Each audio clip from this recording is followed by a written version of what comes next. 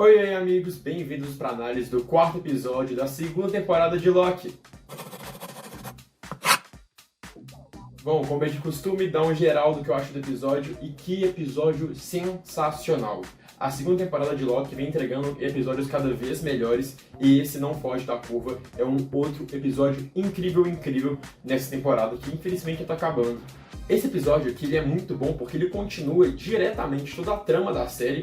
Já no episódio passado a gente teve meio que uma aventura paralela que vai se integrar ao todo ali, mas aquele episódio muito mais focado em Chicago do passado, com Victor Time. Aqui a gente é jogado diretamente de volta na TVA e tá todo aquele caos rolando, a gente é de volta para essa sensação de urgência que é colocada. E esse episódio ele é muito bom. O passado é ótimo também, eu amo aquele episódio. Talvez até prefiro ele por questões estilísticas, mas esse aqui também é muito sensacional. E continuando essa grande história da temporada, porque ele te coloca ele já de primeira e ele faz conexões diretas com o primeiro episódio da temporada. E você sente tudo que os personagens estão sentindo nesse episódio, você sente também como espectador. E isso é sensacional, é incrível, muito bem feito. Todo o sentido de urgência que é colocado aqui, como eu disse no primeiro episódio, tem muito esse sentido de urgência. No segundo ele se perde um pouco ali, mas nesse quarto episódio volta essa urgência, esse desespero, ele é palpável para o espectador. Você sente os personagens sentindo aquilo e você sente também, até culminar naquele final que gera um tanto de dúvidas para o restante da série, porque é algo realmente inimaginável, impensável. Você não sabe como sair daquela situação, tal qual os personagens, e isso é ótimo. Todo esse episódio aqui, a construção dele, o ritmo dele para que isso aconteça, em nenhum momento parece acelerado demais, nem lento demais para perder a sua atenção. É tudo muito bem conduzido para te entregar aquelas sensações e te integrar naquele contexto, naquelas situações dos personagens que fazem você realmente sentir cada um daquelas ações, sentir cada um daquele tique do relógio que fica o episódio inteiro tocando. Você sente o tempo passando e o tempo passando é desesperador. Para os personagens e para você que está assistindo também. E esse episódio, por ser todo centrado na TVA, somado com todos os planos que são utilizados, uma montagem ali muito bem colocada, muito bem cadenciada também, e uma trilha sonora sensacional, o que já é padrão de Loki, mas esse episódio ela cresce ainda mais, ajuda a criar esse sentido de urgência, esse sentimento claustrofóbico muitas vezes. Parece que a TVA ele é um espaço cada vez menor e que quanto mais perto ela está de explodir, de implodir que seja, de se perder no espaço-tempo, você sente que a série ela te prende ali mais. Os personagens estão mais presos, são planos mais fechados, é uma montagem mais frenética. É tudo para causar essa sensação, e a trilha vem acompanhando muito bem para te deixar mais integrado, fazer com que você não só veja os personagens, como eu disse, você sinta tudo aquilo. E isso é ótimo. Toda a direção que tem nesse episódio para que isso aconteça é fenomenal. Não tem mais nada além do que falar que apenas elogios para como isso é conduzido, não só narrativamente, mas como visualmente e tecnicamente também. E outra coisa a se destacar nesse episódio é como ele é o episódio até então para mim o mais dramático da temporada, porque você vê ali dilemas na própria situação, no próprio desespero para que salve a TVA e nos próprios personagens, todo o embate da B15 com aquela general que fez o massacre anteriormente, a Ravonna e a Miss Minutes, a própria Sylvie, um embate que ela tem com o Loki, até que ela meio que, tipo, você tá brincando de Deus, ele fala, mas nós somos deuses, e ele fica naquele negócio, tipo, nós estamos fazendo o que aquele que permanece não conseguiu fazer, porque a gente tá fazendo o que ele fez, mas a gente tá fazendo de um lado bom, a gente tá fazendo sem que a gente cerqueie todas as possibilidades das pessoas.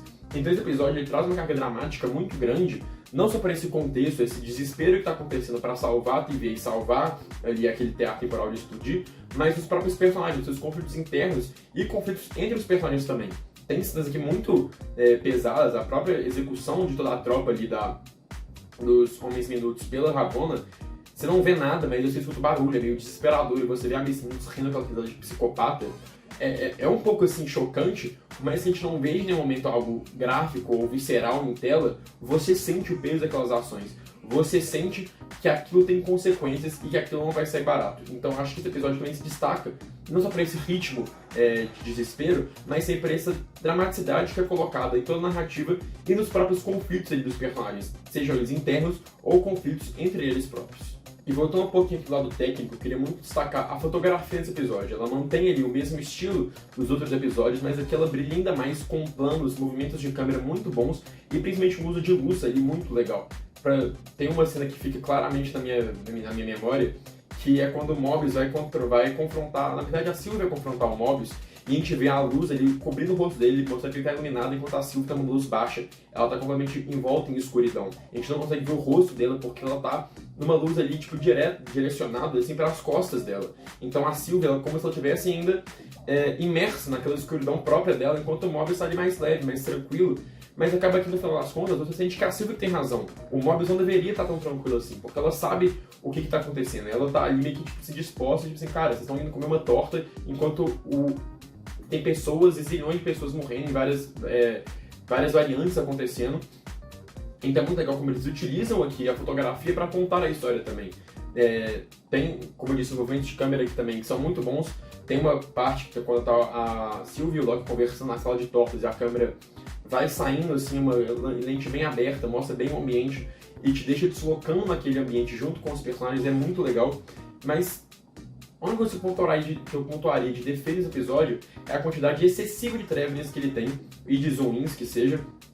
Esse movimento de se aproximar de um personagem ou de um objeto acontece com muitas vezes no episódio. Isso me incomodou um pouquinho porque tem várias vezes que o personagem está falando e tem um traveling ali nele que vai fechando, o que eu acho legal, mas usou tanto que eu acho que meio que perdeu um pouco da força que esses planos poderiam ter se fossem melhor selecionados para alguns momentos e outros não, sabe?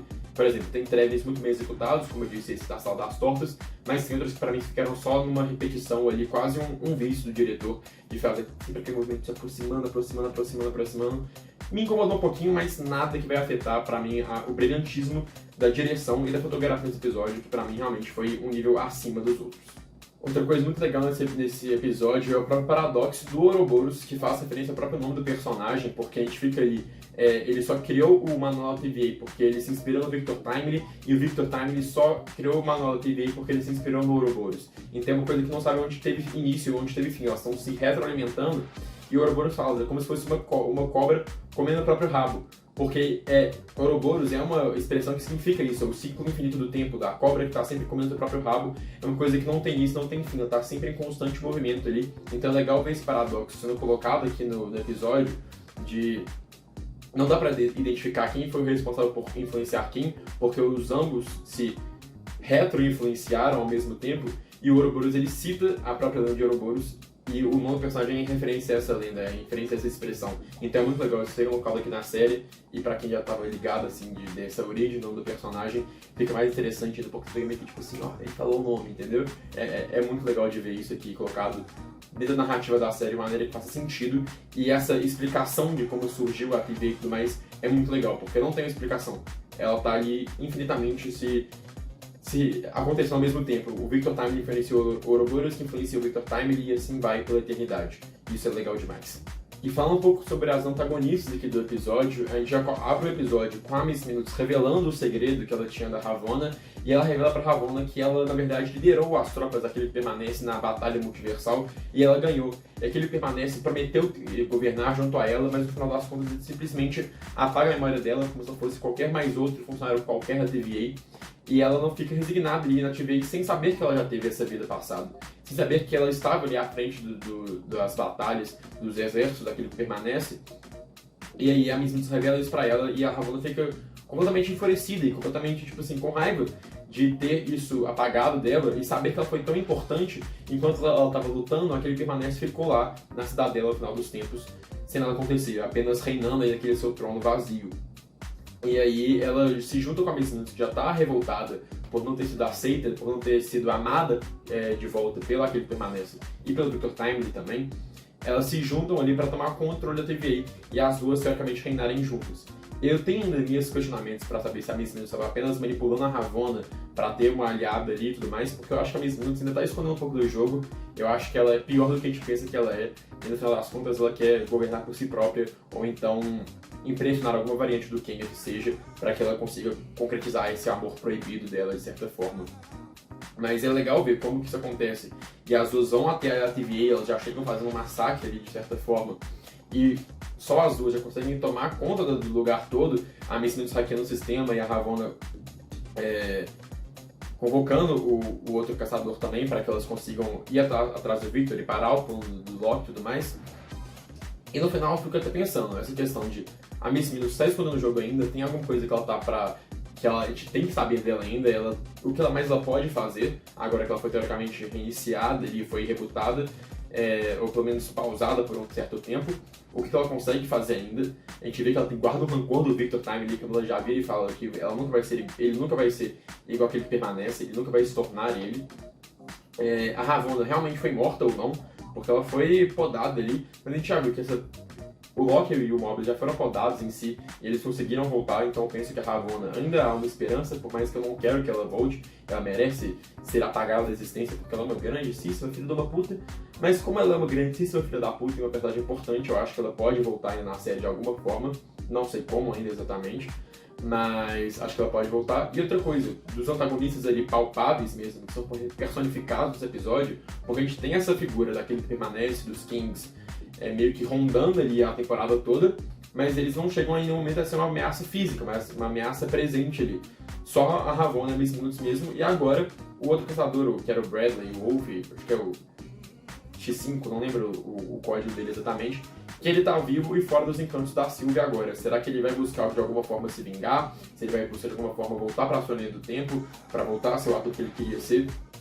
Então eu acho que ele não tem esse peso para ser protagonista pelo restante da temporada, mas dependendo do que vai acontecer pós essa explosão do teatro temporal, eu acho que ele ainda pode causar certos problemas para os nossos protagonistas, mas eu ainda sinto que a Miss Minutes vai aprontar muita coisa ainda e se revelar como uma grande antagonista dessa temporada, pelo menos, e que a Ravonna, de alguma forma, ainda tem como voltar, só não sei como.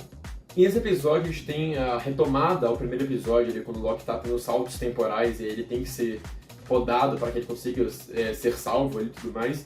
E fica aquela dúvida de quem foi que podou o Loki, e nesse episódio uma grande teoria dos fãs é confirmada. Foi o próprio Loki do futuro que podou o Loki do passado.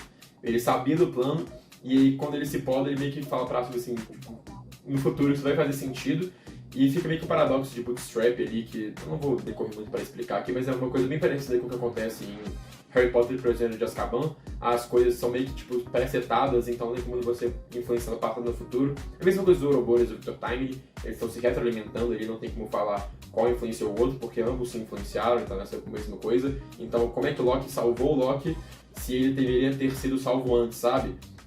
Tipo, não faz sentido, porque o Loki do futuro só está ali porque o do passado foi podado antes. Mas ele foi podado pelo Loki do futuro, então fica nesse negócio meio confuso, mas que se você simplesmente aceita, fica muito mais fácil. E a ligação que ele recebe, que era outra dúvida dos fãs do primeiro episódio ali, foi quem podou o Loki, quem estava ligando pro Loki para levar ele até ali, foi o Ouroboros. O que me faz pensar que foi criado ali um momento meio cômico, tipo assim, ele, você tá chegando já, meio que não deu importância, mas por vários momentos na temporada, o personagem ele é colocado como essa coisa cômica, essa coisa bem leve, e eu acho que ele ainda pode ter uma grande reviravolta, um plot twist no final, porque ele foi o único que não teve uma memória apagada, ele tem muitos conhecimentos além da conta, ele liga pro Loki no momento certo ali para levar ele até aquele lugar, para que ele seja podado. Tem várias coisinhas do Ouroboros aqui, que é sempre levado com muito carisma pelo ator, pelo personagem ser tão leve, mas eu penso que pode ter um pouco de jogo escondido e ele seja ainda mais importante do que a gente pensa que ele é. Espero que não negativamente, porque eu adoro o personagem, mas eu sinto que ainda pode ter uma grande reviravolta envolvendo ele nessa temporada, pelo menos. E o que falar do final desse episódio, com a construção ali de, tipo, aquele desespero, e eles vão meio que assim, tá tudo dando errado, mas agora vai dar certo. Eles se concentram ali e o Time fala assim, o Loki se oferece pra ir, o Time diz assim, não, eu que tenho que ir, eu que vou fazer dar certo. E a música cresce, aquele negócio épico, meio que tipo a redenção dele, ele falando que ele tem que ser valente, ele tem que enfrentar seus medos. E fica aquela música aumentando, vê que não é aquele negócio épico, quando ele pisa, ele é simplesmente desintegrado pela radiação temporal. Eu achei isso sensacional, porque tudo levava ao clichê que ele ia se superar, que ele ia, agora que ele foi valente, ele conseguia salvar o teatro temporal, ele ia se provar como realmente um inventor e não somente um charlatão qualquer. E ele simplesmente é desintegrado e aquela música cessa. E a gente vê todos os personagens em choque, tipo assim, não tem mais o que fazer. Se ele foi desintegrado, não dá mais tempo, não tem mais o que fazer. E a gente vê os personagens completamente perdidos e você se sente perdido junto com eles. Porque você esperava que ia dar certo, que eles iam salvar o dia, que eles iam conseguir parar a explosão do teatro temporal. E quando a gente vê que o Victor Time ele foi completamente despedaçado pelo tempo e o teatro explode numa cena praticamente igual à explosão de Oppenheimer ali, que a gente só vê a cara do Loki e sendo cobrida por uma luz, coberta por uma luz gigante, a gente vê o teatro temporal simplesmente quase implodindo, o espaço-tempo rasgando na nossa frente. você fica em choque, porque agora o que aconteceu? Eles estão mortos, eles estão jogados em espaços aleatórios do tempo, eles estão espalhados pelo multiverso, não dá pra saber. E a série simplesmente acaba com isso, com a tela preta e o silêncio, e os créditos passando. E agora você fica agoniado, fica um cliffhanger ótimo, e que eu fico que arrancando a própria pele pra saber o que vai acontecer nesse quinto e sexto episódio de Loki. Porque ao mesmo tempo que eu sinto que tem muita coisa a ser contada ainda, eu acho que a temporada tem tudo pra se concretizar a Loki, pra mim, que já é minha série favorita da MCU, e permanecer lá no topo.